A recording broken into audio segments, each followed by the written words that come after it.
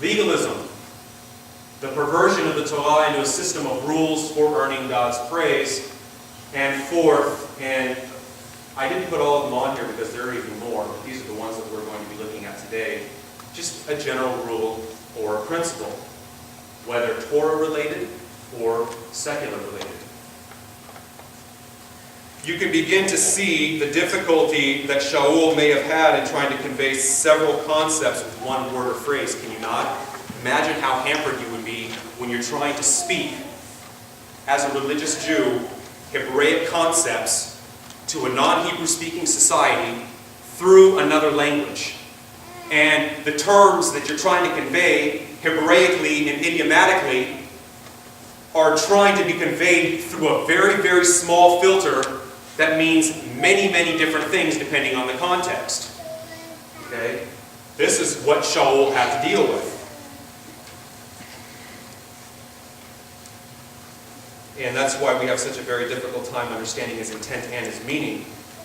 One commentator describes the challenge that Shaul faced as this: it will be well to bear in mind the fact that the Greek language of Paul's day possessed no word group corresponding to our legalism, legalist, or legalistic.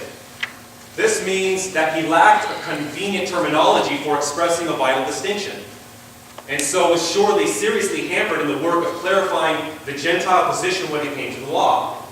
In view of this, we should always be ready to reckon with the possibility that Pauline's statements, which at first sight seem to disparage the law, are really directed not against the law itself, but against that misunderstanding and misuse of it for which we now have convenient terminology. Okay? Now this, in fact, I have this gentleman's commentary, and he's a Christian commentator, and I wish nothing more than for this reality to be placed over the entire body of Messiah today, because this is something that not only has been neglected, it's been completely forgotten. In fact, we see Shaul through one filter and one filter only, and that is essentially that he is a non-Jew who is speaking to non-Jews. And that's just not necessarily the case, because he was hampered by the language of the time. And we'll talk about the language a little bit more here. Things changed so drastically that Rabbi Paul, who was a devout Jew and a Pharisee, would consider God's Torah completely obsolete and inoperative in his life, in the life of the Jewish people? Or was he, rather than painting Torah in a negative light, attempting to clarify its role and the role that it played in the lives of individuals, the role that it played in the life of God's community? Interestingly, all of the anti-Torah bias that we see today in the Western body, where does it come from? It comes from Paul's letters, doesn't it? I would say the vast majority, because Yeshua himself says nothing of the fact, nothing of the case.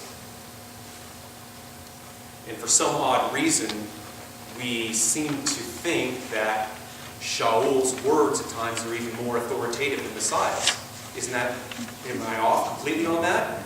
You know, it almost seems to me that even though it may not be willful, that Shaul's words override Messiah's to a certain extent. Because he'll help clarify how we're supposed to live, right? Well, I can tell you right now, and this is my conviction, that if Shaul was living today and was seeing the direction that his letters were taken in, and the heights that they have been lifted up to, he would be appalled. He really would be. I believe that there's a tremendous amount of wisdom and understanding, and they are indeed very apropos for our community. But I don't believe that what Shaul intended his letters to become and the direction that he was taking to become what it is today. It's become a monster, it's become a beast. And I really believe that it is to a certain extent what we would call the Lashon Hara, which is the evil tongue, and that we have egregiously misrepresented Rabbi Paul in our community. And he has not been there to defend himself. Now, here's the problem. The rabbis talk about it. Yaakov, James talks about it regularly. Lashon hara, the evil tongue, the split, the forked tongue, blessing and cursing, okay, adding and subtracting. All of these things come from the evil tongue. Now, is it biblical to speak ill of someone when they're not there to defend themselves? Is it biblical to misrepresent someone when they're not there to defend themselves? Not at all. In fact, we should be repenting of that. Okay? What we do all the time now for hundreds and hundreds and hundreds of years is that we have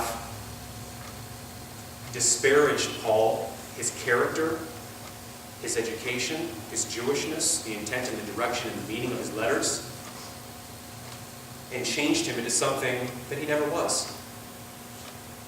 That's a sin. And that's something that I believe the entire body needs to repent of.